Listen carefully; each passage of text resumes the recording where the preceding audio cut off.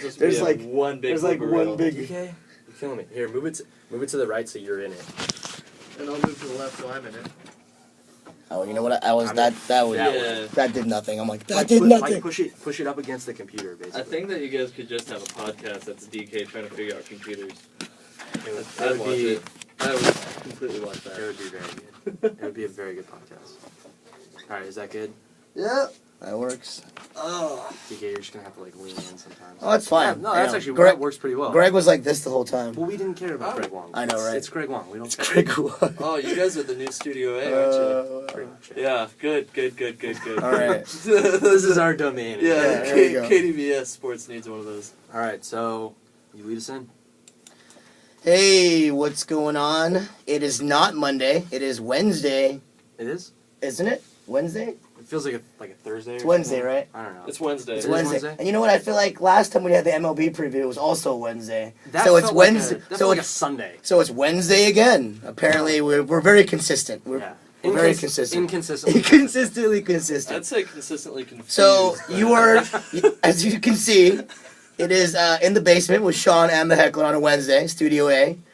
Our YouTube watchers, yeah, hello, what's going on? We have another special podcast today. It is the NBA playoff preview. Woo! And we have another special guest, a third member of our panel. Is he a guest? He's not normally on the show, so he would technically be a guest. Okay.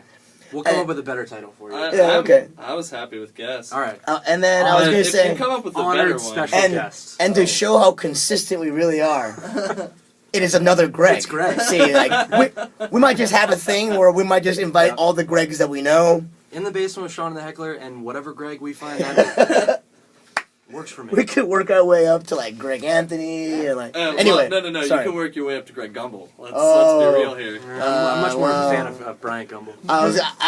I'm okay with Greg Anthony at this point, but anyway, that kind of transitions into why we're here, the NBA playoff preview. What we're gonna do is start with the East. We're gonna go over some of the non-playoff teams. The I will remember yous. Yeah. Do you remember me's? Yes. I'm hoping like it a lot. I'm hoping to get Andrew Wiggins half of the Eastern Conference. I think there were some playoff teams that were trying. So this is what I have to start off with. wants Wiggins. There's another playoff going on right now, Yeah, right? of course. But here's the thing. You know how Philadelphia was historically bad this year, right, with the losing streak? Yes. They're not the worst team in the East. No, they're The not. Milwaukee Bucks are so bad that in the midst of this Philadelphia, 30-game, whatever, losing streak, I think Milwaukee only won, 2 games. Yeah. In between, a stretch of 10-game losing streaks and whatnot. They did not win back-to-back games in the entire year. And Never In won the back-to-back. entire year. one more win. They were sold today. I No. don't know if anyone caught up on that. I did. And then the $550 million That is for true. the Milwaukee Bucks. What were the Kings worth? 550? Somewhere around there. 580, Yeah, around somewhere there. there. So they went for Kings no. prices, but the thing is from what I'm hearing, Seattle tried again. No, but Hansen but tried Cole, very hard. But Cole sold to the guy on the contingency That he would stay keeps it in Milwaukee. Yeah. Well, they have to build an arena. Yeah. Yeah. Adam Silver said if they don't build an arena by 2017, he'll take the team and put it somewhere else. Oh, wow. So the new ownership group, Man. that's probably the contingencies that they have to build the arena. It can be done, and should be there done. are be. several It's sad that Sacramento Kings fans who have been sending their support to the city of Milwaukee all over the Twitterverse. I'm saying Screw you, Seattle. every beat writer for the Kings is saying, "Hey, we were there. Yeah, You been got there. this. Been there, done that. You're gonna get your arena." yeah.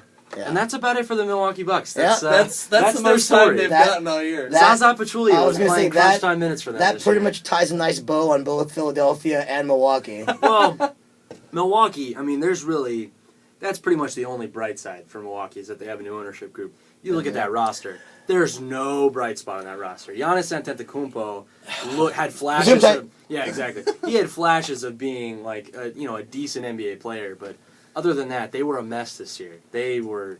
It's one of the worst rosters I've ever seen. Let's see the depth chart. It's bad. I mean, Brandon Knight has some moments, but Zaza, Chris Middleton, Ersan Ilyasova was hurt most of the year. O.J. Mayo is somehow still on this team. Oh, O.J. wow. Mayo is a He's solid also NBA still player. in the NBA. He's somehow still in the NBA. Somehow. I just don't know he's getting. I just. He made There's some players I just don't know how they get signed. And he because- made $8 million. It's Yeah, not like they're paying him it. chump change. It's that there's this level of player that I for was some gonna reason say. you need to pay $7 to $8 million dollars And For the no thing reason. is, for no reason. and every team that signs OJ Mayo, I feel like they're doing it because, you know what, if they can get a stretch of games where OJ Mayo can score like 12 to 18 points, they almost feel like they But broke even. But are you paying $8 million to a guy you're hoping gets 12 to 18 points? Uh, No. Apparently, Why? he's still in the league. And I'm not an opponent of O.J. Mayo. I think he's a good player, but overpaid and just on a horrible team. I don't know what they were doing. If a team I supported snagged OJ Mayo for under $5 million, I wouldn't be upset. I would be very happy with that. You know what? I'd say, oh, okay, we got a role player. You can come in off the bench and put Uh-huh. some points up.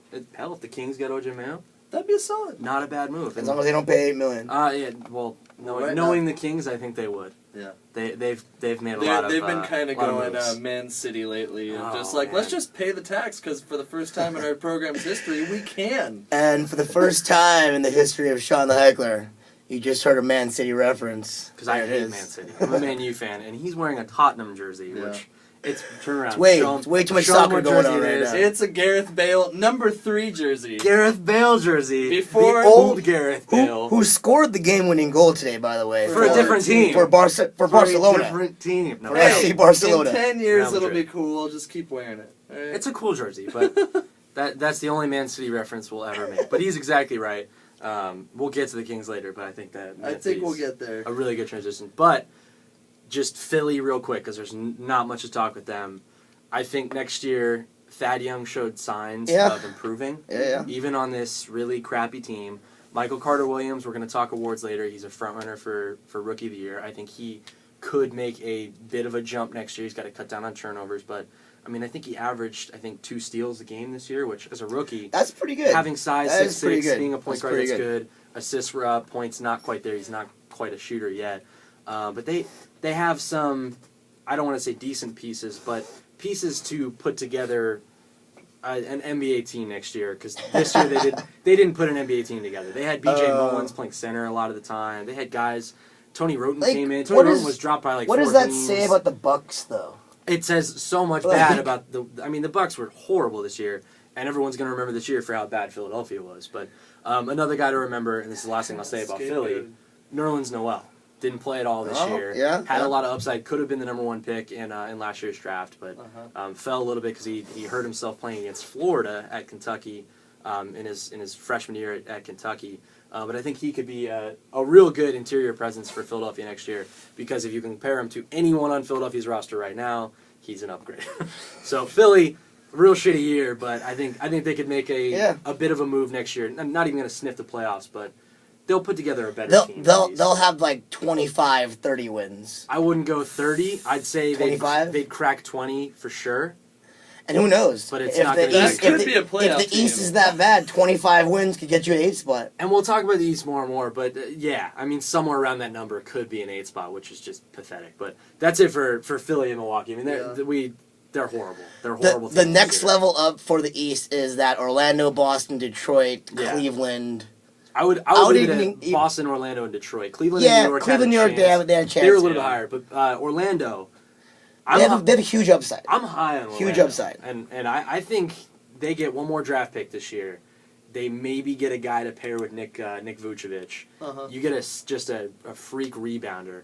Maybe a guy like Patrick Young from Florida, who just honestly could be another version of the Manimal, Kenneth Faried. If they could get a guy like that who could just come in and rebound, I think that could really help him because Mo Harkless, he's going to develop into a real solid player. Tobias Harris, if they can platoon those two, that could be pretty solid. And then Oladipo can only get better. Oladipo's a really good player. He's not a point guard though. No. They have him trying to play the one guard. He's not a point. They need to get a point so that he can be a lockdown defender. Yes, and what's good about him is he can turn into a sixth man.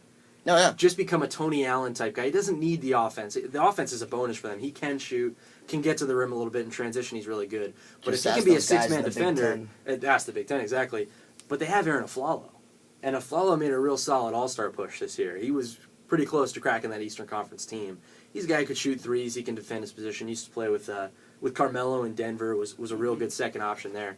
But I think if they could stay healthy next year, Vucevic struggled with injuries, but I'm one of the losers who plays fantasy basketball, and every time I draft, I make sure I have Nick Vucevic on my team. I've played fantasy basketball once, and I just couldn't do it. You just get sad with yourself that you're playing fantasy basketball. It's like, what am I doing with my life? Well, right now? I couldn't even. It's pretty sad. I couldn't understand how, on paper, yeah, I have such an awesome team, but in fantasy basketball, I have like fifth team. My fantasy basketball team has a lot of chemistry, but that doesn't count for fantasy. But, yeah, no, I've been there, done that. But they're like all on the same team. They all know each other. They went to college together. They probably hang out in the off season. Like they go golfing together. No, it doesn't happen. Yeah. But my point is, Nick Vucevic is a double-double. He's like David Lee, but better. Like he'll give you 15 and 15, like easy. And he'll get easy buckets. He'll get put back buckets. So the Orlando Magic did not have a good year this year. I think Jacques Vaughn's actually a decent coach. I think he got a little ahead of himself this year. Forgot that Jacques Vaughn was their coach. Yeah, and he got a little ahead of. He's trying to mix with matchups a little bit too much. Trying Oladipo at point guard, not necessarily the best idea. They still have Jameer Nelson, by the way, who like not that long ago was the point guard on an NBA Finals team with Dwight Howard. Like Jameer's not terrible if he's coming off the bench. If he's your starter, you have problems. But I'm pretty high on Orlando. I don't know about you guys. I think. I like Orlando. I think the Magic could be decent. I can see good things for Orlando in the future. And they're getting another good draft pick. Like it's not like they tanked for nothing. Like they're gonna get a solid player because you look at the list of guys who are coming out this year from college. You know, there's been half that Kentucky team. Yeah, there's been a lot of talk of the draft that's coming in. A lot of talk that it's kind of down. Like before the year, it was like, oh my god, this could be one of the best drafts ever, and now it's a little bit down. Well, you know why that is. Why? Well, Jabari Parker hasn't made his decision yet, so it's not quite the draft that everyone thought it was going to be. I'm just going to show you. Come back to school. My fingers are crossed. Go back to school. Jabari's coming back. Rodney Hood, don't set foot in Cameron Indoor Stadium again. Go to the NBA. Jabari, you are welcome. Back. You're welcome anytime. But just. The draft, Dukies. It's not going to be, and we're going to talk a lot of Duke today. I hope you guys know that. But the draft isn't going to be as good as everyone thought before the season. But I think what people forgot is, okay, we thought there were going to be a ton of superstars coming out of the draft. That's not so true right now. Yeah. The truth is, it's a deep draft. It has a lot of depth. Like if you're picking in the 20s in the first round, you're still going to get a guy who produced at the collegiate level, at Division I level, playing big-time minutes. Like, a guy like Doug McDermott could easily fall to, like, 15, 16. And that would be a steal. And that'd be a crazy steal. So, while Doug McDermott's not a superstar, he could end up falling to your team. So, while everyone is kind of down on the draft right now, there's a lot of depth coming out. And I think that could play into Orlando's hand really well. Because if they're in the maybe 6 to 7 range, which I think is where they are right now, because... You know, we're going to talk about the West, but the Lakers and Kings were not so good this season. But I think I'm hoping the Lakers get the New York Knicks treatment in the draft and just... So they rig it? So like a Spurs, David Robinson kind of thing? Yeah, it could happen. Yeah. But it's all good. But Orlando... Well, I'm high on Orlando. Wait, Spurs and David Robinson, that was them tanking, really. But they rigged it. You think? Yeah. You think? Yes. You think they rigged it? Wow. Yeah. Because... Why would they... Look, somehow New Orleans ended up with Anthony Davis. Oh, who was owning the team then? David Stern was owning the New Orleans Hornets at the time. Stern is please don't. Just I don't care. Don't remind me of the league owning the team. I don't care what anyone tries to tell me about the draft lottery, how it's not rigged. It's rigged. They decide who gets the number 1 pick. They just play with all the ping pong balls and say, "Oh no, I picked the wrong one. I'm going to put it back." You know how we'll know it's rigged if the Lakers get the number 1 pick this year, or if the Kings get it. Okay, yeah. You know why? Because the Kings are currently Silver's baby. Yep, they are. Is that They are. No. He's right. He's right. If the Kings get it, I will once again believe that it's rigged. Because the thing is the Kings, I've seen them in the lottery every year. Almost every year. Always having good chances, too. And never getting it. And they never get it. They always end up like 4 or 5. There was a time when they had the best chance for the number 1 pick, and they got the 6th. And they got the 6th pick. That's right. That's right. The 6th. Was that the Tyreek year when they picked Tyreek? Maybe. Probably. All I know is I would say that the Kings would get the number 1 pick, except for the fact that David Stern just retired, right? I mean, this last year or whatever. Yeah. And I feel like that if the Kings get it, then we'll know it's rigged. But if the Lakers get it, we'll know it's rigged because it'll be the amends for the dirty Chris Paul. Paul, For the Chris Paul Pau Gasol trade. no which nullification. somehow people still don't talk about. Like that. Like people just kind of gloss over that. Oh, there was a trade that didn't happen. There was a trade that happened, and they said no. Oh no, forget that. We're not doing 24 hours later. Like the or league something. just came in and said, that's not really fair, even though it was totally fair. But it was just ridiculous. And then that imploded the. Yeah, and then the Lakers went. Lamar Odom went into depression or whatever it was. Disappeared. Lamar Odom became a family member of the Kardashians. It's called the Kardashian curse. That's true. Miles Sorry. Austin, Chris Humphries. yeah, Jesus was a good album. huge Kanye fan. You know what though? Huge Kanye You know what though? fans.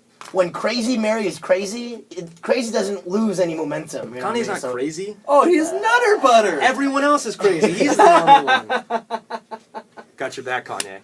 Got your back. Oh my god. All right, so Oh, Boston.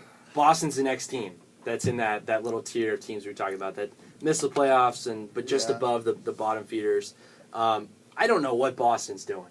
I don't know what their plan is right now. I don't think they have one. I honestly don't think they do because if the plan was to tank this year and try and rebuild, they did a horrible job of doing that. I don't get why Rajon Rondo is still on the team. He had suitors. He had teams. Yeah. Houston would have thrown a lot of stuff at Boston this year to get Rondo. Oh, for that a would have been push. so annoying to have him in Houston. They would have given up Jeremy Lin. They would have gotten Omer Sheik. Two pieces that I think could really help Boston.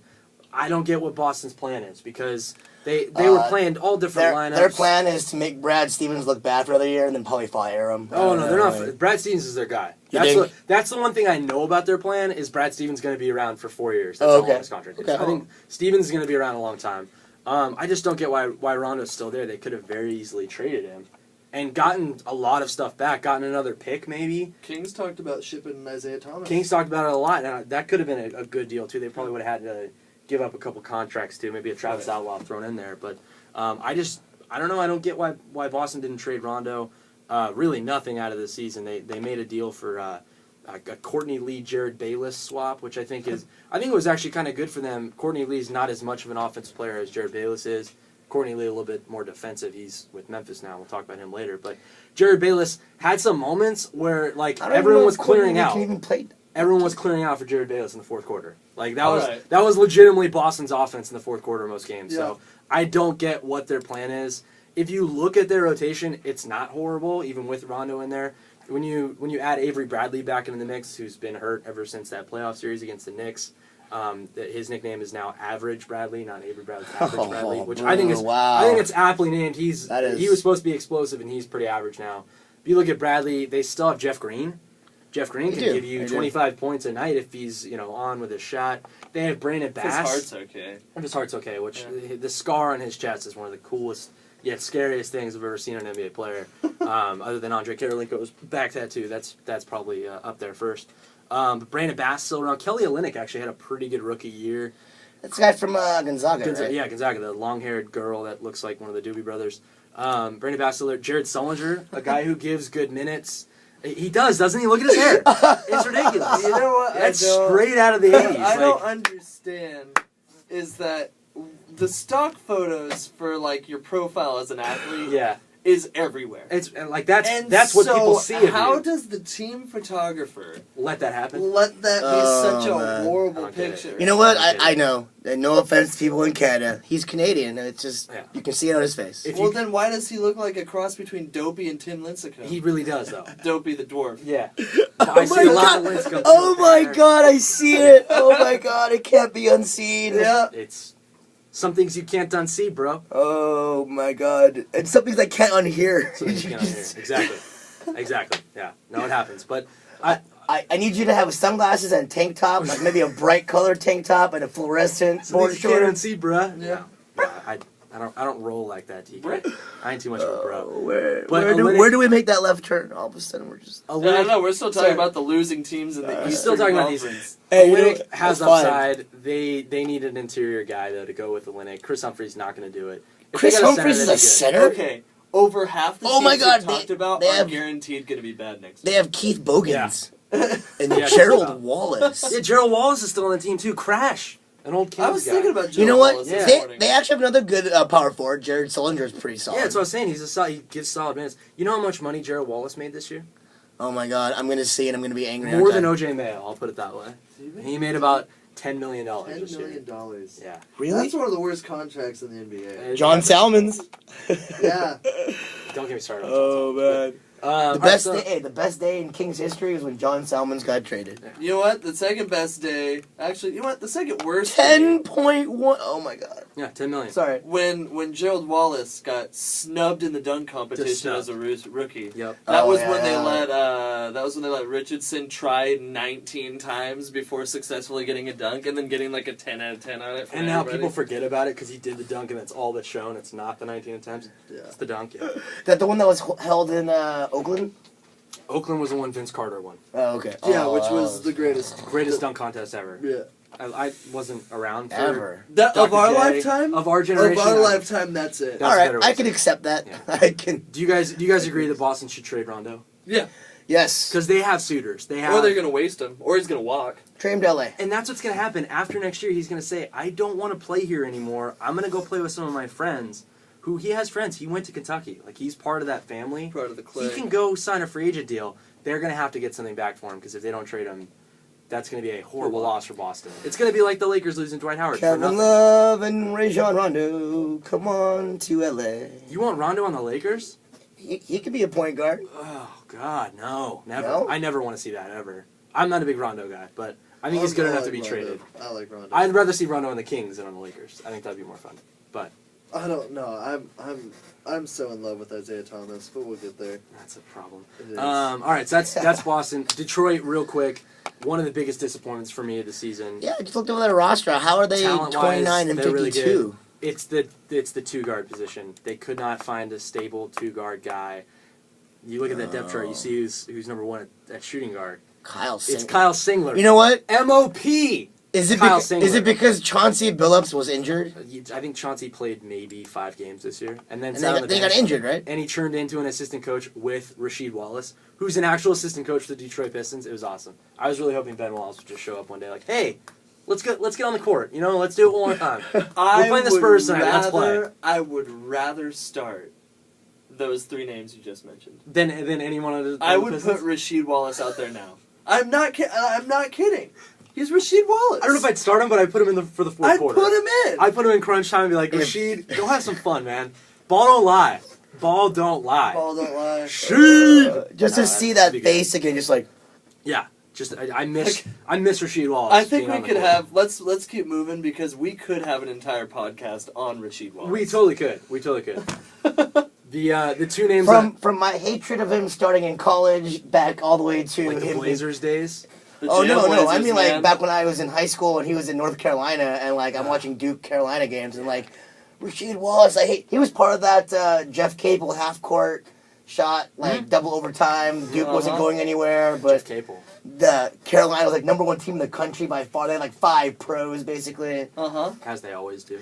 and you know the lowly Duke with the assistant coach doing the head coaching because what Krzyzewski was Did you back just in mispronounce Krzyzewski's Oh name? man, I did. DK. Mike Krzyzewski. I've never been You know Krzyzewski. that I've never been more disappointed. the high percentage of your viewers, which have to be Duke fans, Mostly. they all know the story as well as I do.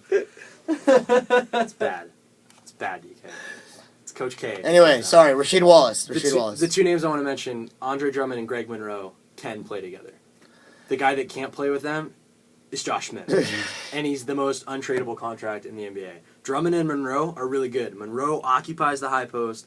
Drummond, I watch a lot of They have Pistons Charlie. games. How did they only win 29 games? They have Brendan Jennings at They point fired guard. their coach. We talked about this. They fired Mo Cheeks after like 25 games. That's right. And had no stability. We're getting to my point, and that's that what's on the court isn't the problem. Isn't the problem. And it wasn't the coaching that was the problem. It's their front management. office. It's their front office. They have Joe- the worst Joe front Dumars office is in gone the now, NBA. right? Dumars resigned, and that's going to fix a lot of the problems. They're going to have to find a way to get a two-guard. But it was kind of like, it was to watch that team just kind of go in with lots of hype, lots of talent. There's a lot of hype. A coach that the NBA was excited about as a community. Because he was an assistant for Scotty Brooks on the Thunder for years. And everyone was ready for Mo Cheeks. And then when he got fired, it was like somebody died. He was like a Blazers coach for a second, too, right? It was just like when the Cleveland Browns started to clean house, and everyone was like, okay, this isn't the team's fault. Yep. It's front office, and now it's gone. A bad front office, when it dawns on fans that the people who are selling them the tickets are the ones who are screwing up the team. Yep, absolutely. That's a kiss of death. Kings still haven't recovered. It's going to take a couple more years for them to fully recover, but it's true. When you have bad management and bad decision makers. That's why I'm glad that Frank McCourt no longer owns my Dodgers.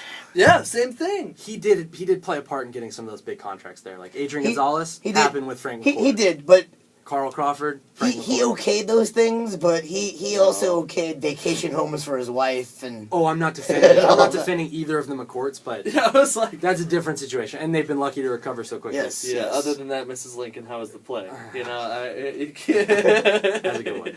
You can't say like that. I don't know. There's no point in defending it. No, there's not. But I'm just saying. We're talking about the Dodgers, folks. Yeah. Andre Drummond. He's not going to win Most Improved Player this year, but I see him being an all-star. Who's going to be the GM for the Pistons? I don't know. It's going to be a coveted position, though. That's still a good job. Dumars resigned, but he's still with the team as an advisor. Mm-hmm. So they didn't just say, get out of the house. They said, just stop being... Go live in the pool house. We'll ask you like what you want for breakfast, but you're not deciding what we have for dinner. Exactly right. It's gonna be different. It's gonna be a weird situation. I don't know who's gonna be. They got a Marvin K. Mooney, that guy. Like honestly, there's got to be some change there. There's got to be some change. That's Detroit. What was the other team that we had up there? I think we already talked about him, right? Detroit, Orlando, we had Orlando, Boston, Detroit, Boston, and then now it's Cleveland and New York. Now it's Cleveland, New York. Cleveland, there's not much to talk about. It's just that you want to talk about decision makers making problems.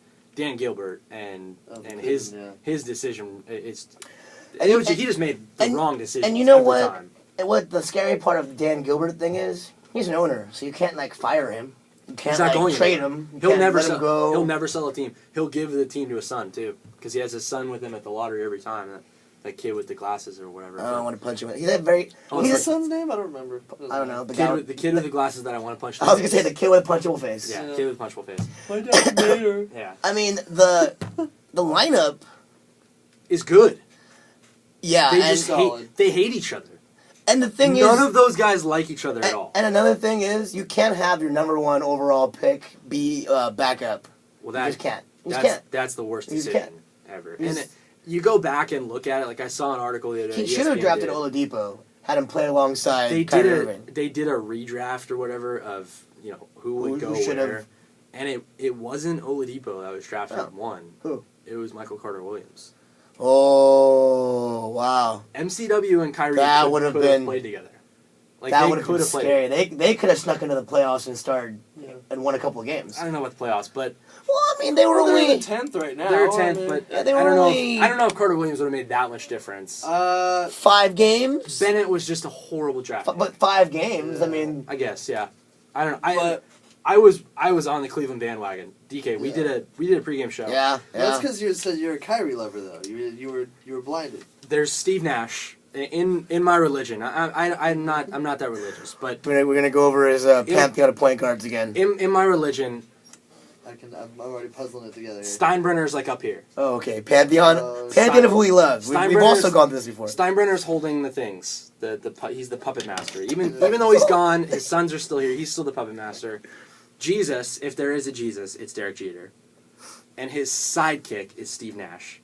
That's how that works. The Holy Spirit is Babe Ruth, Mickey Mantle, Luke Gehrig, Joey D. Huge Yankee fan. And Kyrie is like next. Is the Holy Trinity 4 people in your list? Well, wait, the Holy Spirit is God, but also isn't. The Holy Spirit is just like Old Yankee Stadium, basically. That's what it is. Like anyone who played in Old Yankee Stadium, that's Holy Spirit right there. And Jeter's Jesus, because it just works too well. I'm just waiting for the first person to click on this to be a person that's never heard our podcast before and just be like, worried about me. Wait, what is wrong with this guy? They're starting their own religion? No, I'm just kidding. But Kyrie. Oh wait, this is our 20th 20th episode. Episode. 20th This is episode. the So he's our episode. 20th episode special guest. 20th Oh, episode special shucks. guest.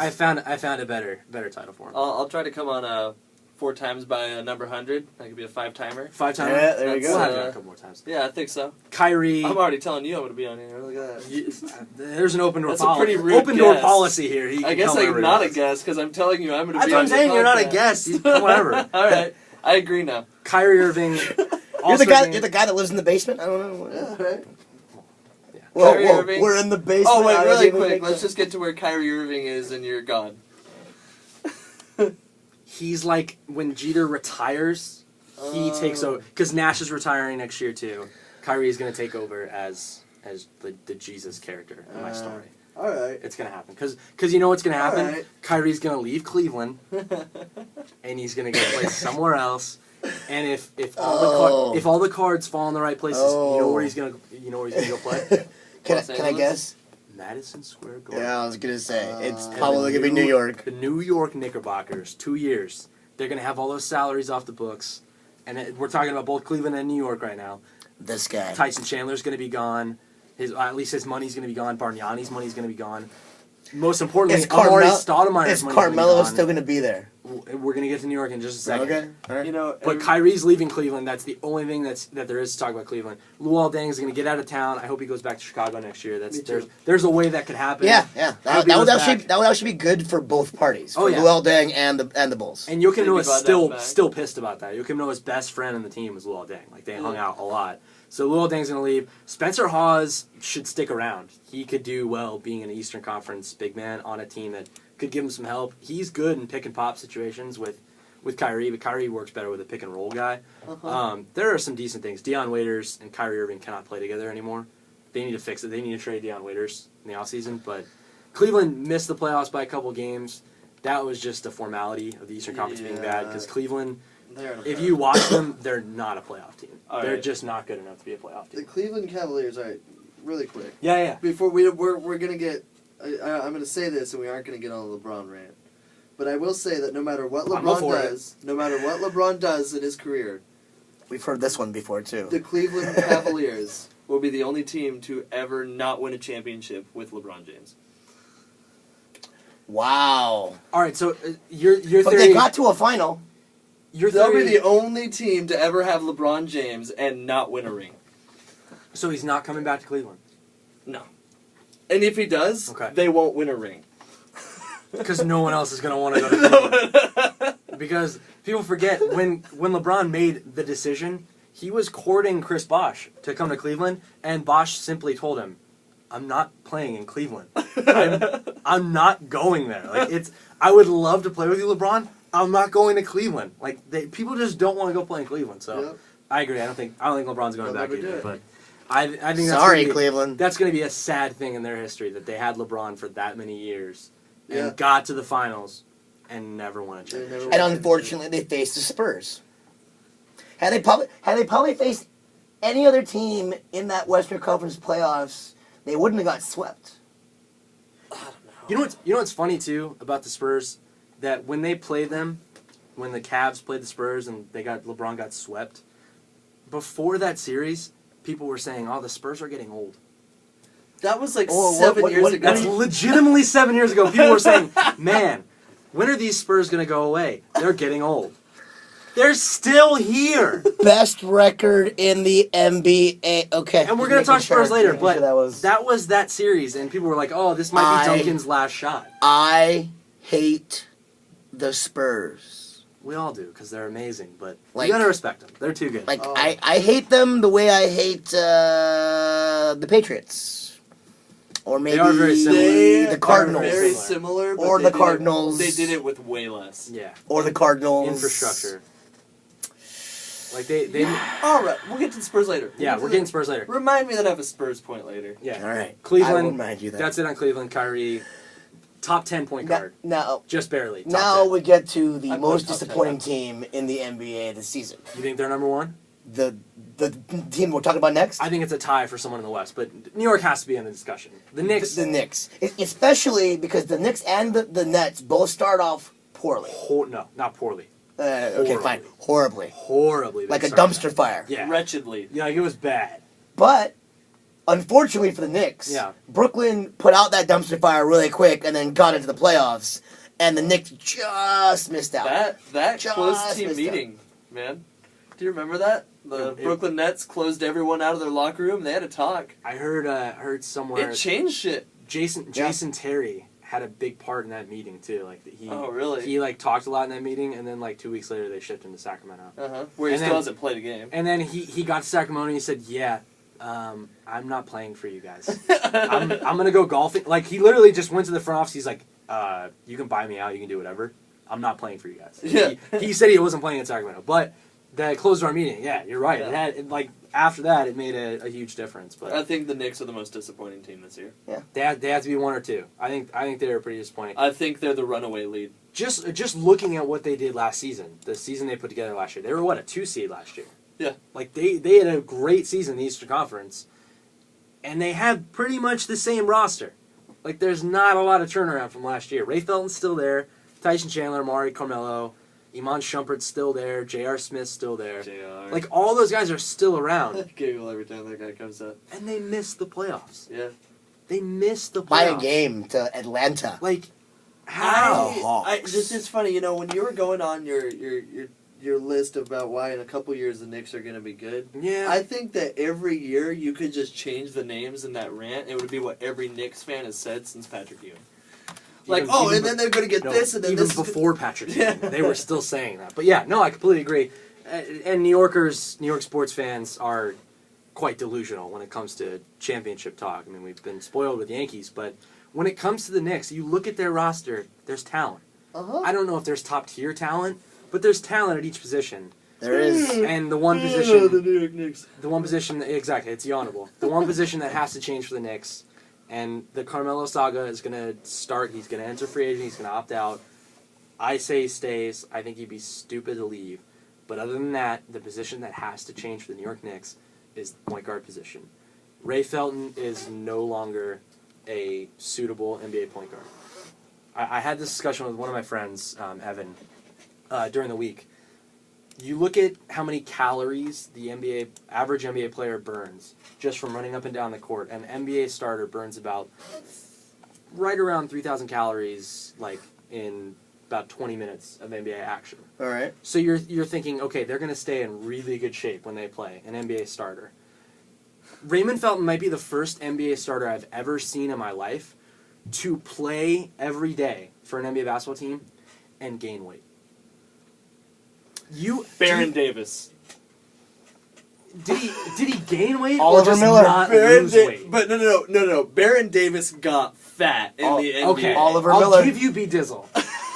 But Felton, like, it was, you could see him expanding. Yeah. And it wasn't just like, what do you have to do? You have to eat so much food to gain weight during an NBA season that you don't even want to talk about. You have to eat Michael Phelps-like meals to gain weight in the NBA when you're playing every day. Maybe he just eats a lot of junk food. I don't know what So he does eats. Michael Phelps. So does Lamar Odom. Lamar Odom's He's one of the his nicknames is Candyman. the Candyman. He never gained weight. He That was guy's always in good yoked. shape. Even when he was doing meth, he was Like ripped. even when he was in his dark days, like Clipper days, he was in shape. I don't get how Felton gained weight during that the guy season. can disappear on drugs and come back with a six-pack, and Raymond Felton be is fine. getting fat. And like his calves are like the entourage. His calves are amazing. Yes. But Ray Felton, he has to leave New York. They have to get rid of him. He had gun charges. They weren't even That's sure if he was right. going to finish the season. That's right. And he's a Carolina guy. I've never liked Ray Felton. I saw him play in college at MSG, actually. I've never been a Ray Felton guy. They need to get rid of him.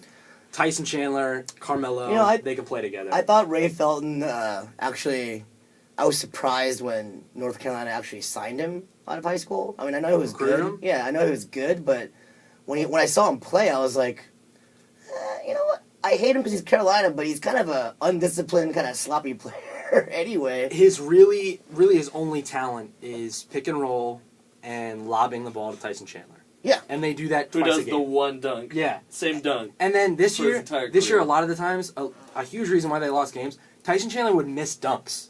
He'd go up one hand and try and throw it in, and he'd hit the back of the rim, and it would fly off. It happened 3 times this year. If you're 7'1" and you're athletic like that, you should not miss dunks like that. But Ray Felton has to be gone. Honestly, I think Carmelo's staying. He's going to test free agency. I think he Houston- stays too because I think the most important they did was get Phil Jackson, to go into the front office. He's also a New York guy. He went to school in Syracuse. Like, he loves being in New York. He's not going to LA. They're not going to shell out that money. And you know what? No offense to Carmelo, we don't want you. Yeah, no, the Lakers don't We don't want you. Not only Laker fans don't want him, Lakers executives don't want to pay him $20 million in 3 years. We already have someone like you who's more of an all-around player. His name is Kobe Bryant.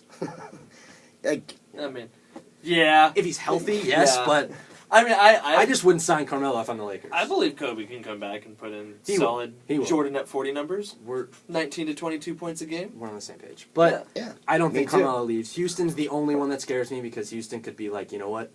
You could be a spot-up shooter on this team. You don't have to be the focal point of the offense. You have a big man in the post that actually will take some of the pressure off of you. I'm gonna disappear. Greg's gonna take a He'll quick be right pause back. break. Quick pause break. There you Houston's a real option for Okay. Carmelo Anthony. I think he stays with the Knicks. I think he stays with the Knicks too. I mean, like I said, the signing of Phil Jackson in the Phil's a front huge office, deal. it's a big deal. It probably sways him more to re-signing than to. No, hey, our fans know this is real life. We don't decide Real what life. happens. Things happen. Okay. People Things come in, people say hi. When your friend's jumping up and down. This guy's you a know, celeb too. Former sports mean, director. heck. Come on. I mean, When the other I'm Greg- for the 20th episode. When the other Greg was here, we had people coming through. Not trying to talk to Greg. So when I use my phone, when I use my phone, I get phone texts, calls, phone I think calls. the phone wasn't charged at some Yeah, time. at one point, Shit happens. That's all we're saying. we know what we're doing. Yeah. 20th episode.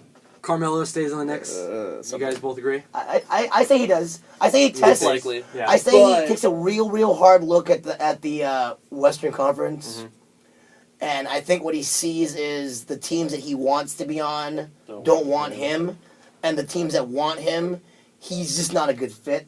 Yeah. So I think he just stays. If he stays in the Eastern Conference, he's going to stay on the Knicks. And I heard this argument too that when he left Denver to go to New York, New York broke their team. Like they gave up. God, They dismantled the team to get Carmelo. If he leaves and does it again somewhere, someone's going to have to dismantle their team to get the kind of money to sign Carmelo Anthony. Houston, they're going to have to give up Chandler Parsons. They'll probably have to give up Jeremy Lin and Omer Asik.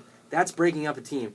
I think he's going to sit down and think, I don't want to do that again. Yeah. There's already solid infrastructure with the Knicks. They have Phil Jackson. James Dolan's a terrible owner, but I don't know if Woody's going to stay. If not, there's talks with Steve Kerr being the head coach. He already has infrastructure with the Knicks. Working with Steve Kerr and Phil Jackson would be amazing. I would sign up in a heartbeat. Like I would just do that. Like I would want to be a fly on the wall in that locker room just to see what happens. I mean, Steve Kerr is one of the best. I mean, well, by now I don't know if Steve Kerr would be the spot shooter that he was then. Like in terms of like Guarantee what we see now. Guarantee he could still be a shooter. Yeah. He could still spot up. I would still I trust watched him to shoot that game-winning three. You know, Yep. No. still. But Yeah. I think Carmelo stays. Amari He's a still hell of has a shooting coach. one more year in his contract, although next year it's expiring, so it could be a trade piece. What's expiring faster, him or his contract? Both. They're expiring at similar speeds. We could do a physics problem, see who's coming. You know what though? What train is going to When- hit the station first? If but- the Knicks were winning, right, in the beginning of the season and stuff, like Amari wouldn't have had to play so many minutes, or his role would have been a little bit different. So I think if the Knicks would have been, say, let's see here, where if they would have been in that Toronto 48 and 33 which realm, is where they were supposed which they were to be. supposed to be, I think Amari would have looked like some sort of renaissance this year because he wouldn't have had to play so many minutes. Right. His role would have been different, like I said. It just circumstantial. I like you know? Amari. We all like Amari. Do you guys remember? We all like Vince Carter too, though. Yeah, that's We all true. love Vince Carter. Do you remember But eventually, when they get old, you get old. You know. the year before Carmelo came to the Knicks? Do you remember who the Knicks' best player was? Amari. It was Amari Stoudemire. Hands Yeah. down. There was MVP talk Yeah. about Amari Stoudemire because I Yeah. think he had a stretch of 12 games of 30-plus points. Yeah. Like, that's Durant stuff. Yeah. Like that, No, yeah, and yeah. he was doing it when the With Eastern nobody. Conference wasn't horrible. Like, there Yeah. were Right. teams he was playing against. There was a time when New Yorkers were like, oh, my God, pay this guy whatever. Like, we love this contract. We love Amari. It's injuries. It's not that Amari isn't talented. It's not that I won't say he's worth that contract. And you know what? but- It's not even just injuries. It's the micro fractures of his knees. And he just you know, can't like, get over and the you injuries. can't.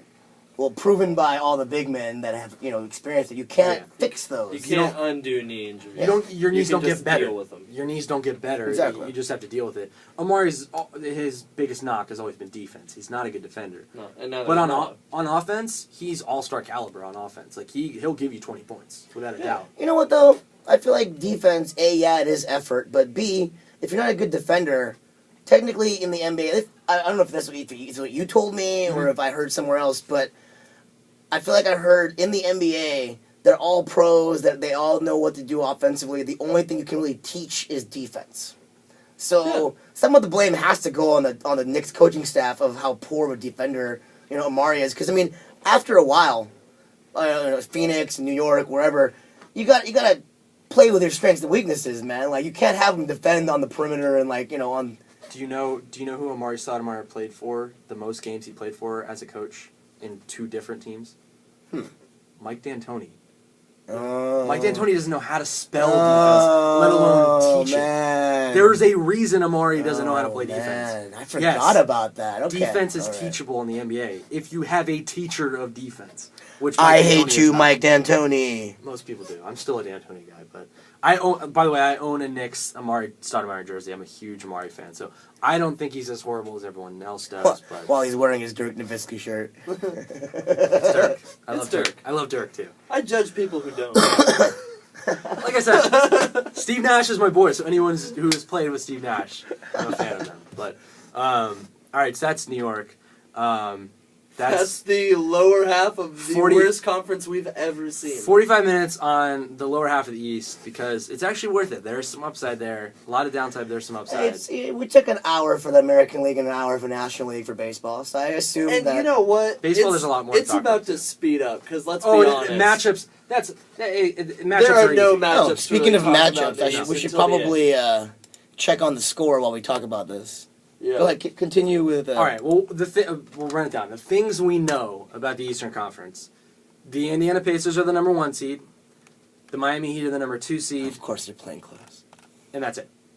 We don't know anything else. exactly. All of the matchups can change tonight. So right now, the Hawks are beating the Bucks, basically, so they're the 8th seed. I think.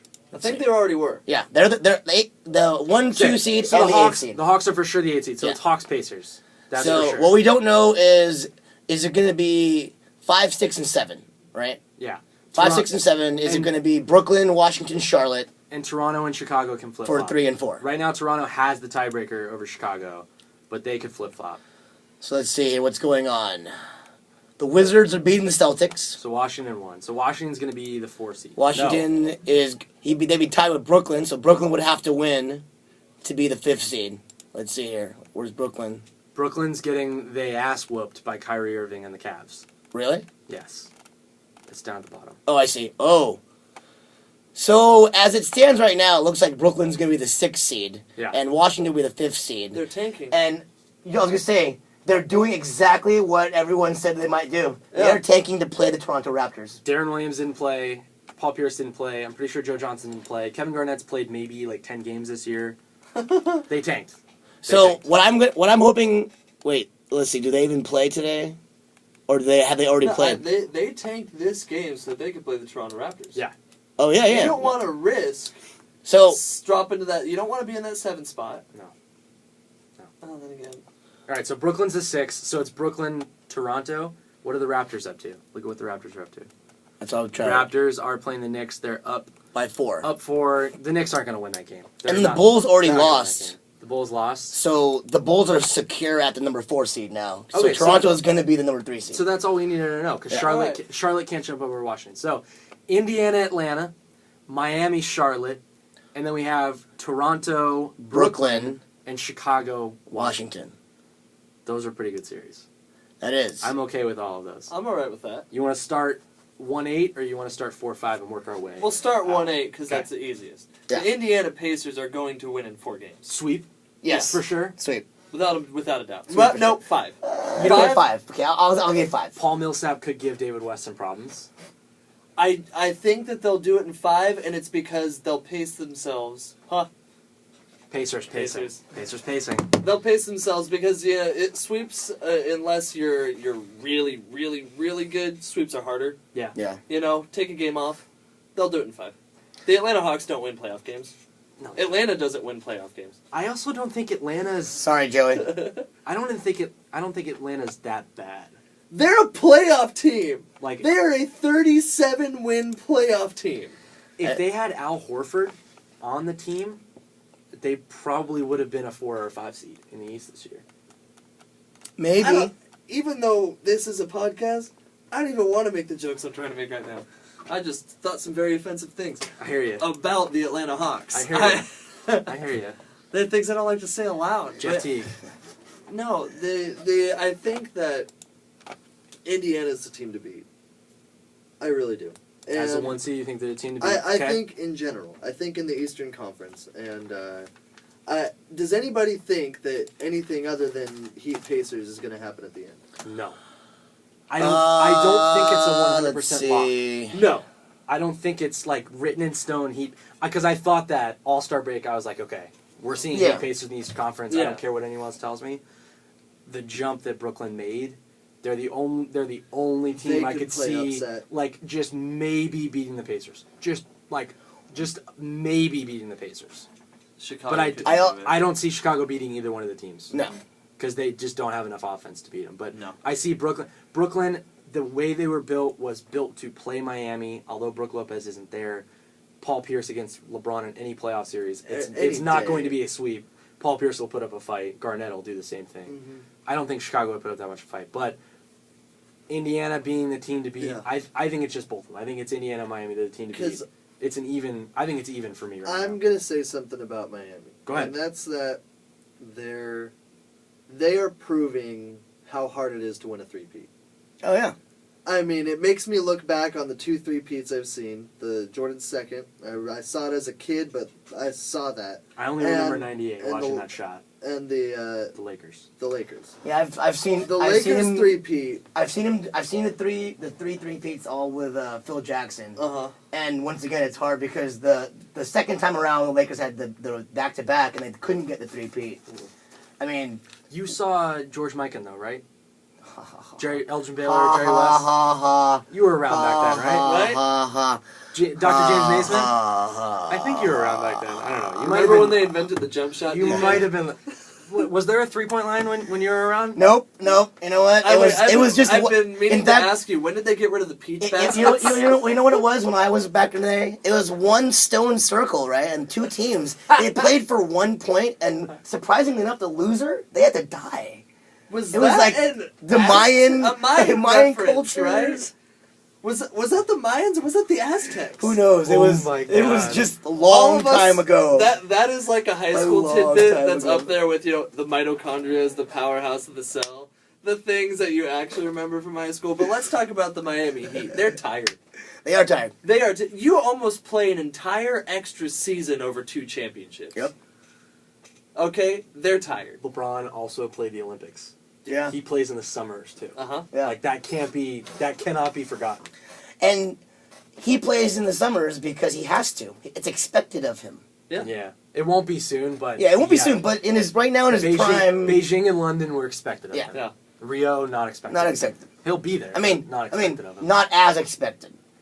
Yeah. There might be he might get to be invited and then decline kind of thing. He'll play the but- Kobe role, what Kobe played in London. Yeah, He'll exactly. be the savvy vet, because there's enough young guys.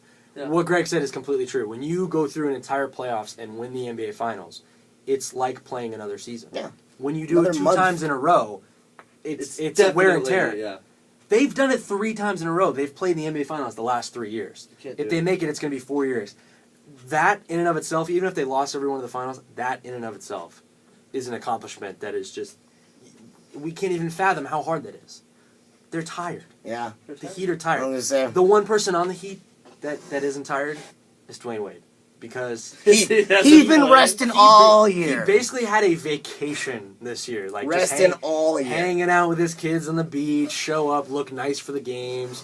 Play, once every 2 weeks, put up 25 in that game, and just show everyone, yeah, I'm still Dwayne Wade. Don't worry, I'll be around for the playoffs.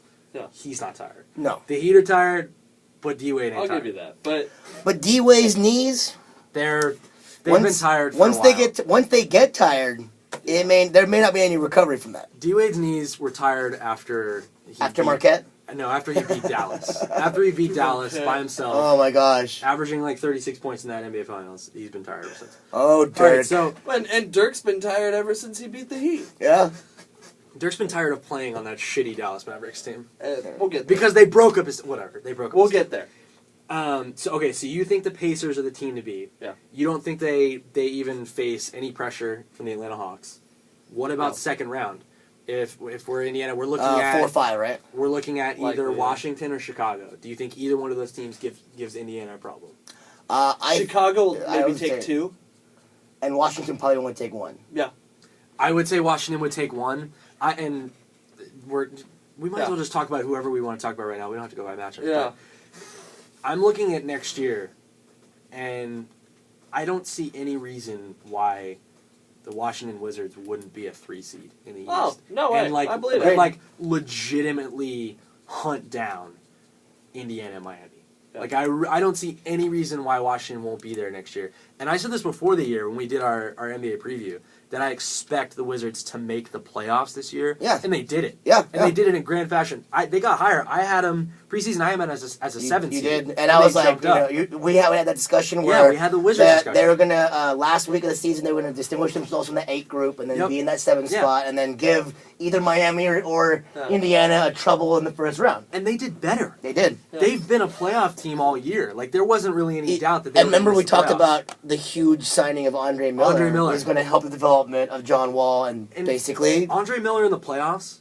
Yeah. He Money. shows up. I know he's an old Yeah. man, No. but he shows up in the playoffs. Andre Miller, whenever I'm playing him, whenever the Kings are playing him, I'm like, Why? No, How is what he team doing is that? this stuff? yeah, you always got to worry about Andre Miller. He's the I old man completely game. buy that. But another guy, Marcin Gortat, used to back up Dwight Howard. Orlando misses him terribly. Orlando misses him a lot. Went to Phoenix, played with Steve Nash. Ooh, excuse me. Nash got him paid because they used to run pick and roll, and Marcin Gortat got really good at it. Mm-hmm. Gortat's not an all-star. If you run a pick and roll with Steve Nash, all you got to do is catch the ball, just have and your make eyes a on Steve shot. Nash. Yeah. Just have your eyes on Steve Nash. You'll be fine. Just practice that the whole time. Marcin Gortat, not an all-star, If, but he's a bona fide NBA center, and that's a position that is so lacking in the NBA right now. Oh yeah. Marcin Gortat is a top 5 center in the NBA right now.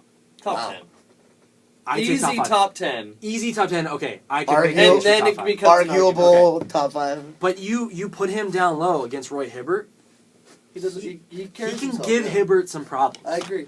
The one guy they're really going to miss in the Pacers series that could maybe... I'm not going to say the Wizards would win with him, but Nene could piss David West off. David West is just the big bruiser guy. When anyone ever starts a fight against the Pacers, David West steps in and the other guy leaves. He's like, okay, Yeah. David West is involved, I'm out of here. He's a good spot-up shooter. He's an okay rebounder. He's a decent passer. Mm-hmm. But you put a huge body like Nene in there, who's actually talented and can work him in the post and stand up to him. Nene's 6'11". Like, David West is not that tall. He's 6'9". Sorry, I'm just looking at the If scores. Nene was there, Washington could give Indiana some problems, like real problems. But I only see the Wizards maybe taking one off Indiana. I think Chicago could give Indiana more problems.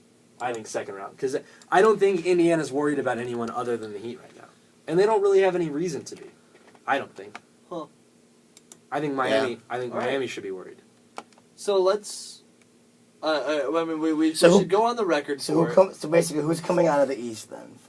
It's the Pacers and the Heat. I mean, No, I know, but like I think we agree in that. yeah. But who's representing the East between the Pacers and the Heat? I Well, hold on. the Heat will play their best series against the Pacers. I firmly believe that. I think they'll step up to the challenge. But the Pacers, they're hungry. They're hungry. Look at them. Last year, they were a team that no one wanted to see go to the NBA Finals. And they didn't do it. I think they're too hungry. And the Heat, they aren't... I don't think they're built for this year. I think the Heat are kind of built for every year, in the same way that the Spurs kind of are, in the same way that they're just dynasties. they're just a team that's built, and the Pacers are for right now. Yeah. I would have to agree because I picked him on Aggie Talk as well, but I have the Pacers coming out of the East and representing the East in the finals. How many games do you guys have? 6. It'll go 6. I don't think Miami gets to get that magical. Hopefully, we can put the pressure on a 7th game. You know what? I'm saying 7 road. because I want that game 7 so Oh badly. yeah. I want it, but I think the Pacers are gonna dispatch him in 6.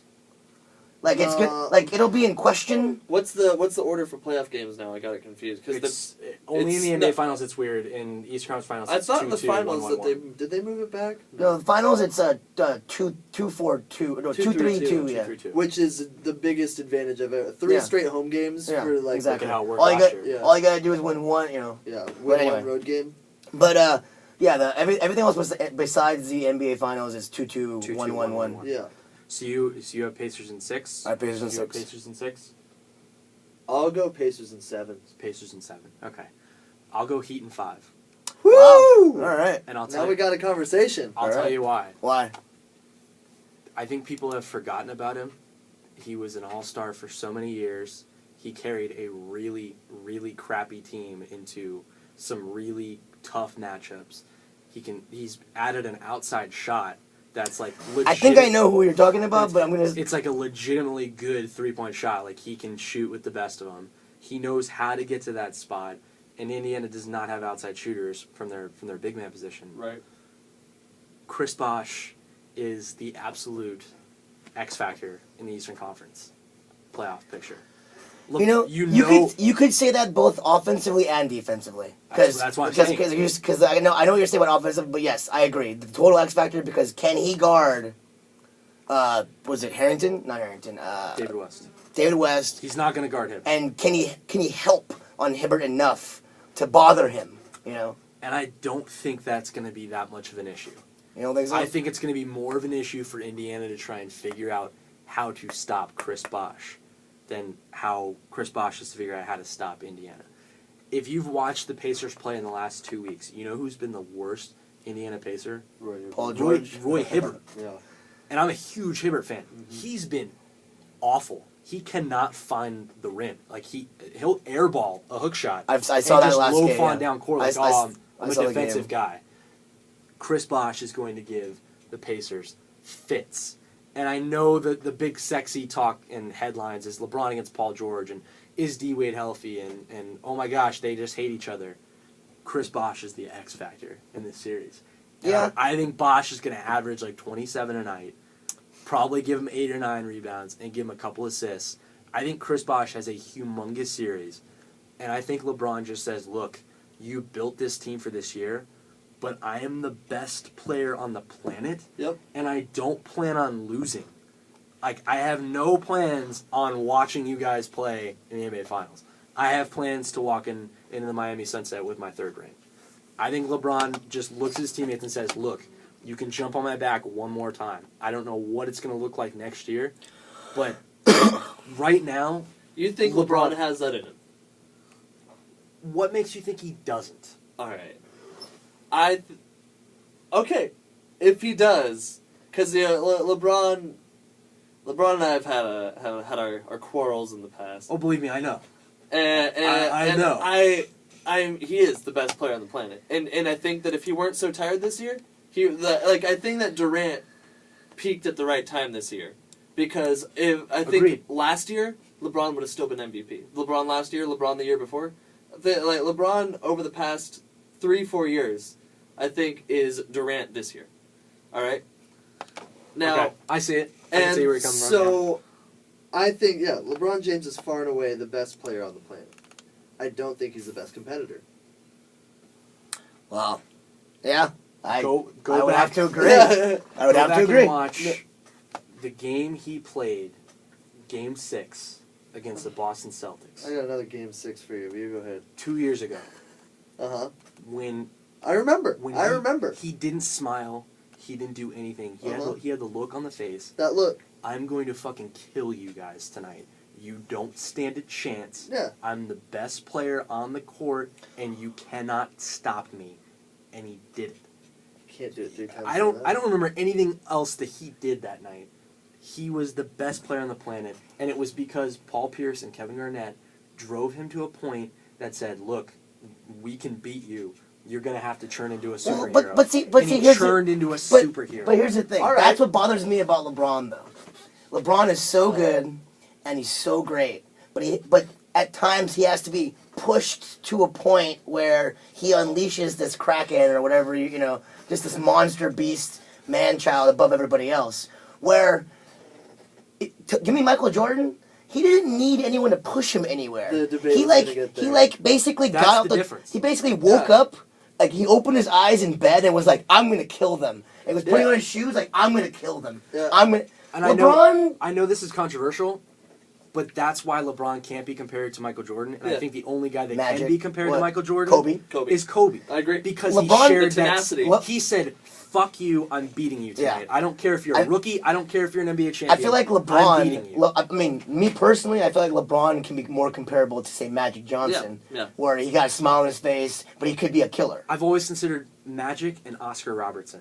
Oh. An amalgam, Yeah. that's LeBron. Yeah. Yeah. In Karl Malone's body, In which Karl is, Malone. which is just scary. I mean, It's unfair. You it's know scary. what? Like, LeBron's just huge. That is possibly the best description of LeBron James. You put I've those ever two heard. together, and Malone's size, that's LeBron. Yeah. That is the best description I No, that's it, and You that's can't- why you can't that's compare why him to Only here in the basement, folks. And- Only here in the No, basement. and it's funny because I put LeBron above those other three players. Me too. And, Already in his career, I think he's better than all three of them. Yeah, I think and I think Karl Malone is astounding, but I think that he had that same problem that LeBron has learned to overcome quite a bit, and that's that LeBron in Cleveland. It looked like it was better, but it reminds me of DeMarcus Cousins now, and that he looks like he's in slow motion because. You see, when you're looking at him, you're seeing how fast he could have moved the whole time. And LeBron turned it on. And there's this visual. You talked about, you remember Jordan hitting that shot. Vividly. I remember in that game, Freudian slip. I remember Jordan and Pippen next to each other, hands on their knees, sucking in oxygen, old as hell. And knowing they were going to win that game. Yeah. And that's the kind of where it's when your body can't do it anymore, so you got to figure out a new way. Actually, I'm excited to see LeBron get to that point. I'm looking forward to old LeBron so much. I think I think that goes into my point about LeBron. Yeah. When Michael and Scotty looked like that and they looked Yeah. at each other like they knew they were going to win, Uh-huh. the most underrated part of LeBron James's game is his mind. He's a basketball genius. I agree. His basketball IQ. You watch Through the roof. You watch some of the passes he makes. He saw that pass all the way down the other floor, and he knew what he was going to do. Yeah. He's not just Magic. a freakazoid athlete. He's not just No, a robot. He's not just an elite scorer. He's a once in a generational. He's a basketball genius. Defensively too, he knows the places where to be. Like I said, I don't He's the discredit best- anything like that. Of he's the that. best I player on the agree. floor. I agree of all that. It's just I wish. I mean, It's Of- you of- see of- how of all imagine the- if he had Kobe's tenacity. that would be scary. Every day. That would be every time scary. he stepped on the floor, He'd be he the had best player Kobe's ever. mentality. And that's why we can't love him. That's what I love stopped. him. That is what kind of stops me from loving him. Is the fact that is that- even when he drops 30, I'm like, oh well, you could have dropped 50 if you just was like, okay. But he's I need to so make good. a statement. And I think the most underrated part of LeBron's game is his defense.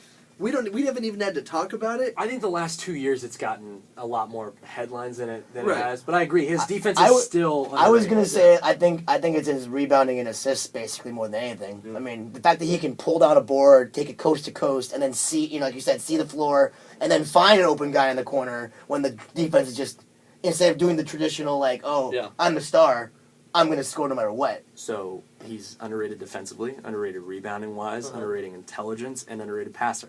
Yeah. And he's still the best player in the world. Yeah. Yeah.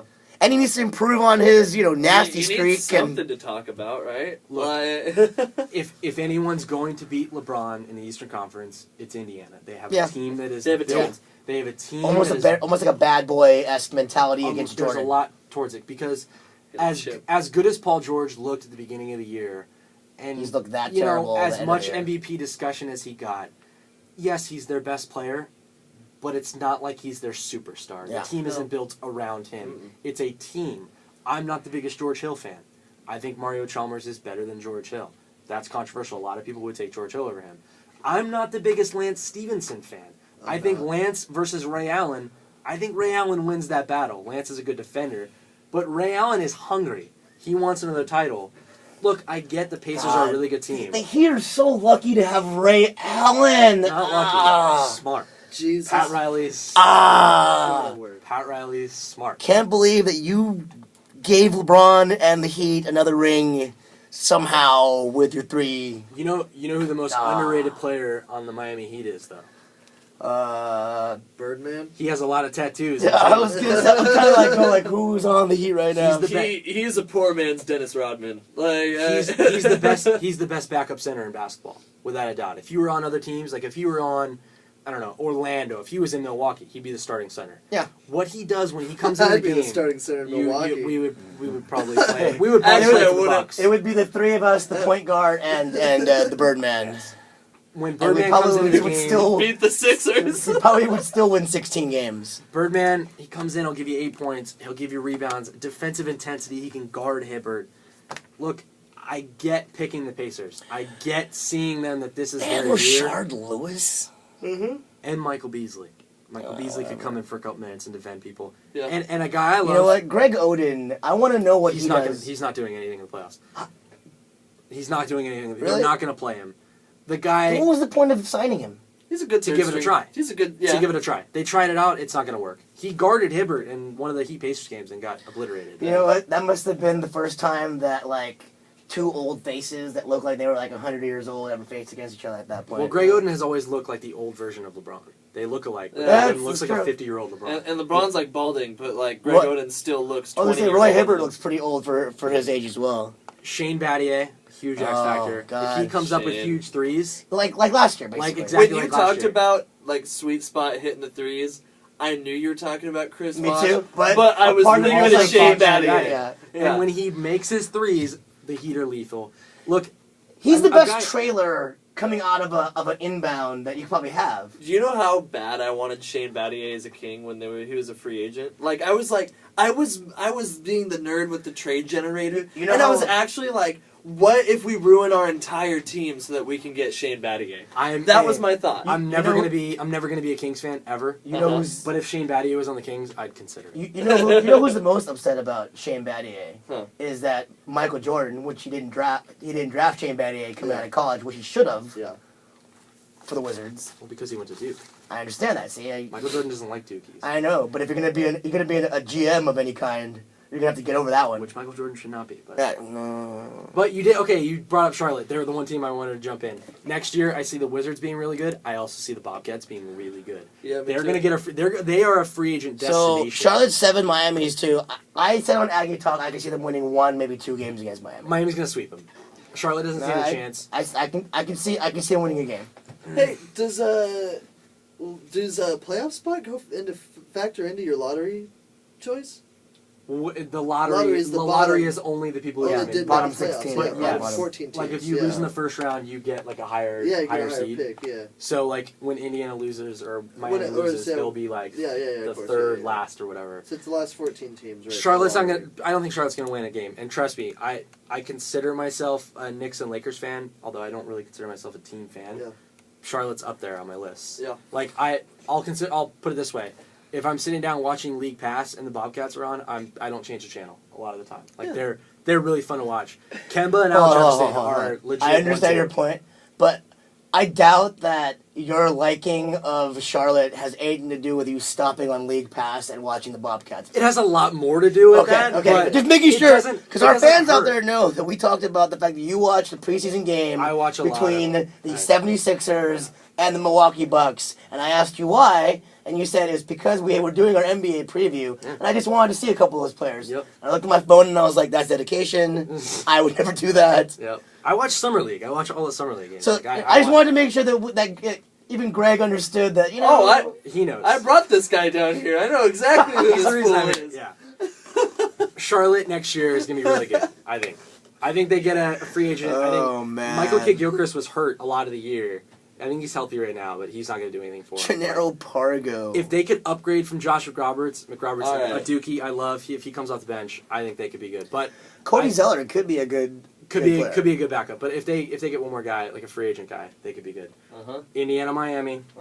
I'm taking Heat in 5. You guys are taking Pacers. You said Pacers 6. Pacers Pacers, 6. Pacers 7. I'm Pacers sticking 7. Pacers in 7, but I do All think right. you pushed me on the Heat more. You did. But I'll put it this way: I could also see the Pacers winning in 6 or 7. Like I can visualize Paul George going off, Roy Hibbert finding the I could offensive. also end. imagine the Pacers completely choking.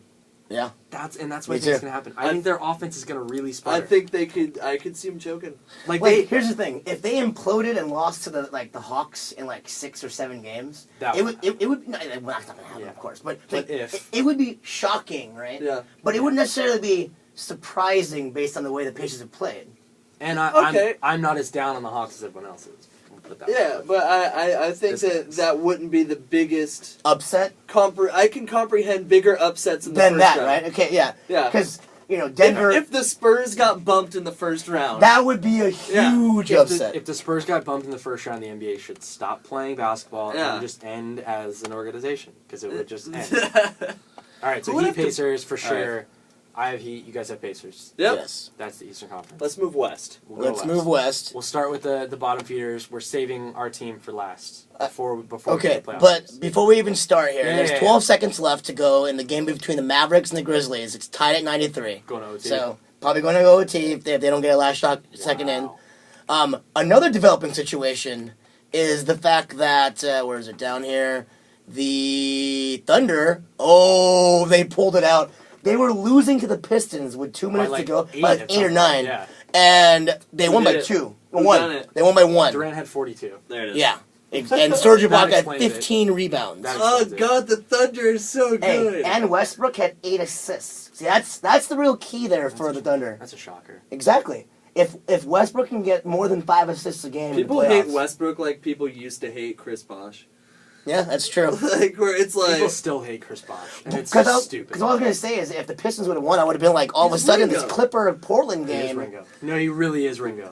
Yeah. Like, it's sad, but, But I was gonna say the Clipper Portland game now kind of loses significance 'Cause the because Thunder already Thunder pulled that out. what also helps us with our It does. playoff preview here that we know some of the seeding. So the Spurs have clinched number 1.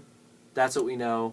The Thunder what have they clinched? The 2 or the 3? they just won, so they just clinched the 2. Yeah, I the think Clinch they are clinched the 2, two. the Clippers are 3. Go to the standing. Hold on, I They're was going just- to OT. I was just in making Memphis. sure. All right, so San Antonio's 1, Oklahoma City basically with that win So- clinches 2. Thunder clinched 2. Clippers are going Clippers to be at the 3. 3. Houston and Portland play later. No, Portland plays. Well, I see what you're saying. Yeah, they play. basically- Rockets lost. Oh, okay. So 54-28.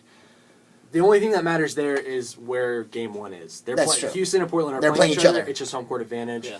And then the winner of this overtime game is going to be number 1 seed faces San Antonio, or number 8 seed faces San Antonio. Yeah. 7 seed is going to face Oklahoma City. And Golden State is for sure Pick playing your the poison. Clippers. Now, here's the thing. What I was going to say though, I thought if the Thunder had lost and the Clippers would have won, I would have said that for both the Thunder and the Clippers, the reversal of the matchups for Golden State and Dallas, I feel like that would have been a worse matchup for them. Huh, Because- so you think they're because both better off here? Yeah, they're both because the Clippers they match up pretty well with the Dubs and vice versa with the Thunder and the Mavericks. All right, well, we got to do our bottom feeders. I'm before just we saying. talk all the I'm just interesting saying, stuff. I know bottom feeder Because I time. like where you're Okay, going. all right. Let's talk start. about what teams we don't need to talk about, and let's be honest: Utah, Minnesota, and New Orleans. Except for Kevin Love. I want to talk a little New Orleans. Okay, Kevin Love's gone. Kevin Love's gone. He's not staying in Rick Minnesota. Adams- Because he has one more Adams year. is Finally gone. retiring. He has Adams one more retired. year left, right? He has one more year left on his contract, but they're going to trade him. They're gonna trade. He's going to force his way out. I don't know if the Lakers have enough to give to Minnesota, but Oh. that's where he wants to go. is and go he to hasn't LA. proven to be anything other than a stat machine so far. Yeah, It's exactly. okay. I'll take doubles every game. And I think, honestly, the most disappointing player in the NBA this year, Ricky Rubio. Yeah.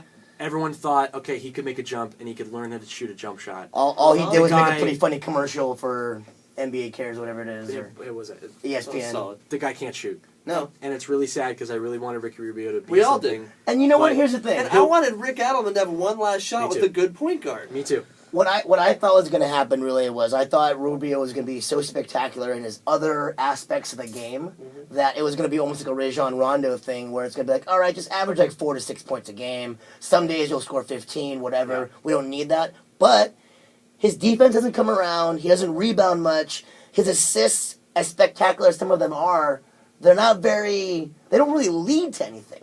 You know what I mean? Unless you're like really open. Rubio could be out of the league in 2 years. And that's ridiculous, right? He shouldn't be, but he could be out of the league in 2. He could go back to Spain and go play for Barcelona or Real Madrid. It's sad. And you know what that means, really? That means that he wasn't made. His makeup wasn't NBA ready, or not even ready, but like just NBA material. He didn't have the stuff. And to think the Timberwolves actually drafted Johnny Flynn before Stephen Curry. Yeah. Think about that. Con! Wow. Wow. That's all on Minnesota. They're terrible. Wow. Anyway. That was unplanned, by the way. I feel like if we When you had talk Minnesota, it's Con. It's Con. It's Con. It is. why? David Kahn. David Oh, Cohn he's was the old the GM. GM. He's Oh. the guy who drafted 3-point guards in like 2 years. Okay, that's And not good point guards, shitty point guards. His first pick was a point guard for 3 years in a row. Horrible. Yeah, Just horrible. That's the reason Minnesota's in the If they had tried to plan that, it wouldn't have worked that beautifully. I'm just saying. Yeah. That's only good. And for those of you just hearing it on SoundCloud right now, go to YouTube and check it out. Really, it's with the. We both looked to the heavens We and did. knew. That's how you do it. But you know what? Yeah. I wanna say a few things about some of these bottom feeders in the West. You know, we haven't gotten to New Orleans yet. Because the Western Conference bottom feeder is not necessarily the same thing as the Eastern the Conference. Eastern Conference bottom playoff feeder. teams who are unfortunately in the Western Conference. See, the Minnesota Timberwolves are they aren't the worst franchise in the NBA, Hardly. No. but they're another one of those teams of, okay, we're going to give you Kevin Garnett at his best, and he's going to win a ring elsewhere. Like, we're going to give you Kevin Love, and you're going to not make the playoffs for 6 years in a row. We're going to let Al Jefferson walk for Yep. nothing. Your heyday still involves Latrell Sprewell. You know, Wally hold on. Zerbiak. Hey, Wally! To be Fred fair, I'm not a Minnesota fan, but to be fair on the Kevin Garnett thing, that really wasn't their fault. Stephon Marbury wanted way too much money. Yeah, but Because had They Stephon went- hold on, but they had went Stephon past- Marbury, because they had what's his face, the black curly haired guy, Tom. Gugliotta. Gugliotta? No. Tom No, no. Gugliotta? Curly hair? No. They had someone on the Minnesota. Point guard or big man? It was a big man. Okay. Ooh, it's coming to me. You can see his face, right? Kind of like. No, not I quite. don't know who you're talking about. Anyway, they had another big man next to him, and all they needed was Stephon Marbury to be like. Rafe LaFrentz? No. No. Did he ever play there? No, it's not Rafe LaFrentz. We'll get there. I'll We'll find get him. there. I'll But find him. had Stephon Marbury just kind He's of there. been like, you know what? I'll take less money. Who cares who's the A guy, who's the B guy? We're gonna win some games and possibly win a title. All right. Nah. We're doing a 2014 playoff preview, and Stephon Marbury's name just came up. That's all I'm saying. No, I'm just going back to Because That's the. how bad Minnesota is. My point is that the Minnesota Timberwolves are an awful franchise, and they don't deserve to be in the playoffs. No. You know, and they deserve to lose Kevin Love. Like, this is how I felt. Like Seattle, if you're looking for a there team. are certain players when they walk, Minnesota. people root for them, and there's certain players when they walk, it's like you could have stuck it out. That's what happened with LeBron.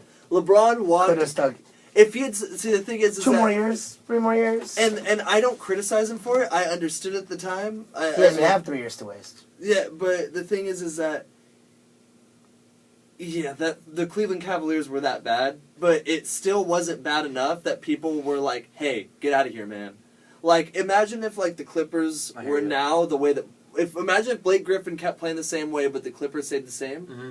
People would say, "All right, Blake Griffin, it's time to go. Like, Yeah. you've served your time. Go find a team." Go find a team, or go across Yeah. the city and be a Well, Laker or the something. Minnesota Timberwolves have done that to every average player that's ever been on their team. Mm-hmm. They've never given anybody a reason to stay. And for that Agreed. reason, they really upset me because I've seen them burn talent. And that's really... And they're that's lucky the that Kevin worst Garnett thing to loved see. them so much that he stayed for That's the so long. worst thing to see, is a team that gets the talent and wastes it. And that's why I hate the Minnesota Timberwolves. And I used to like them. Prime NBA 2K, Kevin Garnett was a cheat code, all on his own. Yeah. Okay? Prime Garnett, when he won MVP, Uh-huh. is one of the 10 best players I've ever seen. In my generation. Well, of course, he put Prime a Garnett. franchise on his shoulders and took him to the Western Conference Finals with no one other than With himself. no one. With All right. no one. And he couldn't beat the Lakers because all he had was himself. Nope. All right. And it's the same for Kevin Love. He's never been in the playoffs because he can put the franchise on his Yeah. back. But the players he's playing with aren't good. Rubio, terrible. Kevin Martin, not good enough. Corey Brewer, not good enough. Pekovic can't stay healthy. Gorgie Dang, not the right guy. It's a shame. It's a shame for Kevin Love, and you're right. He's Minnesota basically doesn't surrounded deserve by that. you know what he's basically surrounded by on the starting lineup? Really, really talented backup guys. Rotation guys. Yeah. Yeah. Not anything solid. Yeah, like where if they played for 15 minutes instead of 25, Yeah. they'd be tolerable. Like they would be good signings on every other team to come off the bench as a 7, Yeah. 8, 9 guy. Yep. But they're starting. You know what I'm basically. realizing is that And that's how good can Kevin Love is. only see. All right, Kevin Love would. Yeah, I'm only seeing 2 people that would start on the Sacramento Kings. Kevin Love and Corey Brewer. No, Kevin Martin, simply because the Kings don't have a 2 guard. Okay, fair enough. And it would because be, he used to play for the Kings. yeah, it's because like they don't have like the smart thing would be to put Ben McElmore in, give him some time to develop. But I think that Kevin Martin's better than him. So I really don't think, and so that's how bad they are. And the Sacramento Kings have a worse record. Yeah. We're gonna That's talk. how good Kevin Love is. They have 40 wins. My God! 40 wins. Imagine if LeBron wasn't making the playoffs. Everyone would be like, all right, dude, just like get out of here. Do you think Kevin Love's one of the 10 best players in basketball right now? I need to see more. I can't. It's Minnesota's fault, but I need to see more. I think he's really close. Okay. I think he's He's really in that close 11 to list. 15 range right now. I think he's really, really close because he's an excellent passer. All right. Well, I gotta save. I got 2 things that I really want to save, and let's. I'm the resident Kings fan. I'm gonna bring him up. Okay, Go. I want to talk Go. Kings too. Bring it. The one thing, Denver. Yeah. If they were healthy this year, they could have Uh-huh. made a move. JaVale McGee, I think, played like 12 games. That's because he's And the dumbest guy in the NBA. Danilo Gallinari, a guy everyone forgot about, was supposed to be their starting 2 guard. Like they were playing Andre Miller at stretches and Ty Lawson together. They shouldn't have done that. They were playing Nate Robinson and Ty Lawson together. Their rotation was so screwed. Evan Fournier was playing minutes. So their backcourt was like under 6 feet. Denver healthy, if they keep all their guys together. Wilson Chandler, a bona fide scorer in the NBA. If Denver's healthy next year, they'll make a push for an 8 seed. Okay, I was gonna That be was like, my how? I was like, how Oh my high God. in the playoffs? No. Like They'll 7, make a push 6, like. because they didn't make a playoff push No, this year. no way. But a lot of people thought, oh, maybe they could because they made the playoffs last year. Uh-huh. But if they were healthy, they could have made a push. I kind of feel sorry for the Suns. We're talking Suns We're- after Kings. Oh, okay. After We'll get Kings. there. We're talking Kings. I want to ask you one thing before you go off on your stuff. Okay. Let's hear it. I might have a question too. So go. Do you want Rudy Gay to play for the Sacramento Kings next year? Not is it smart, not do you want Rudy Gay to play for the Sacramento Kings next I year? do.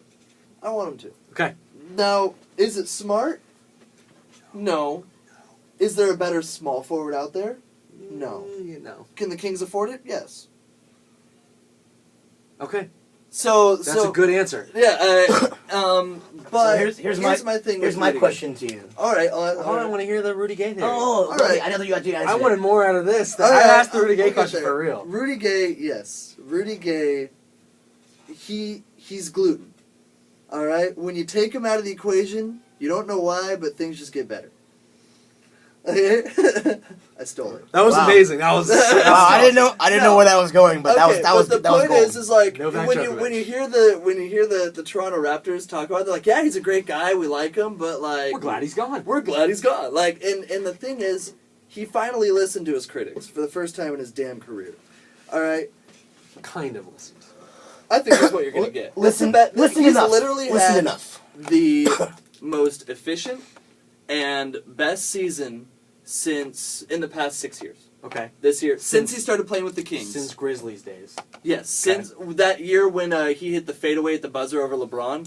Oh, yeah. When everyone thought, oh shit, Rudy Gay's going to make the jump. Yeah, right? Yeah. Since then, Rudy Gay just had his best season. And why? Because Sacramento's the end of the line. He did. Sacramento is the end of the line. Because if you fail in Sacramento, it's on you. You're not getting paid. You're not, like, no one's going to say, oh, so we should pay you money because you did well on the Sacramento Kings. Mm-hmm. Oh, you didn't? Like, because Isaiah Thomas, who I still think is a real starting point guard in the NBA. That was good, Matt. Actually, my question revolves around that. I've seen enough of it, and I've seen enough point guards. Well, no, my question was going to be this, though. I have no doubt that Isaiah Thomas could develop. Because I've seen a lot, living up here, probably seen more Kings games for a non-Kings fan than any non-Kings fan. But I see what you're saying. Isaiah Thomas, he's a good point guard. He's an NBA point guard. Right. He's a starter. But what I'm going to ask you is, inevitably, when they do make that next step, or they develop into that game next step, is Isaiah Thomas good enough to, first of all, lead him to that next step, and stay on the team after they make that leap? I think his leadership is his best quality. Actually. Really? Did you see the guy at UW? I did. You did. You remember that? Yeah. Yeah. I did. Okay. All right. Isaiah Thomas. I've also seen him play for the Sacramento Kings, though. Yeah. No. He's all and right. I've seen him scream at Boogie Cousins. Like, wouldn't you? Yeah. Oh God, yeah. But I don't know if that's necessarily his best asset. Is leadership. No. Because here's the thing. For point guards, this year, Isaiah Thomas was third in scoring. Okay, behind Jesus, of course, coming at number 1. Wait, Kyrie was the leading scorer at point guards? Or is it second? There's another one I'm missing. I'm not doubting you. I I just know want that to there was a glorify third Kyrie more because I love Kyrie. No. Is that Damian Lillard maybe? I don't remember. John Wall. Might have been, it was Wall. All right. So Isaiah Thomas, his numbers were pretty damn good. No, his numbers are really good. And that's the thing. So, is Isaiah Thomas better than his trade value? No. Because there's a team, there are, I'd say, 10 teams out there where if Isaiah Thomas is your 6th man, you're stacked. If he can go, because a score-first point guard as your 6th man, they can take anybody out in the court and you'll still get points. Yeah. Because they'll either run your backup offense, or they'll score you points. Yeah. That's how Bobby Jackson was. It's the same thing. I 110% agree with that. Yeah. Like Isaiah he's a starter on a bad NBA team. Yeah. That's what he is right now. If he was a 6th man on a playoff team, that's his destiny. Yeah. That's what he should be in the NBA. A score first, off the bench, electrifying player, a la Bobby Jackson in the heyday of the Kings. That's what Isaiah Thomas should He could be better than Bobby. Right now, the Kings tried it out. They tried getting Grievous Vasquez, have him be, the go-to point guard, and have Isaiah kind of play off of him and play coming off the bench. And Isaiah made them trade Grievous Vasquez because Isaiah played too well. Now, it's very easy to put up numbers on bad NBA teams. It's easy. If you have the ability to make a jump shot, you can score 16 points at least on a bad NBA team. He's also the shortest man to ever get a triple-double, by the way. Is he 5'8", 5'9"? 5'9". He's my height and he can dunk. He's listed at 5'9". I think he's shorter. But yes, he can dunk. He's good. I think his destiny is a backup point guard on a contender, which I'm hoping happens at some day for him. But right now, yes, he's a starting point guard on a bad NBA team. I think that Isaiah Thomas could lead a team to the playoffs. I don't think he could lead a team to the championship. Do you think he could be the best player on a playoff team? No. Okay. But he doesn't need to be. He already isn't the best player on his team.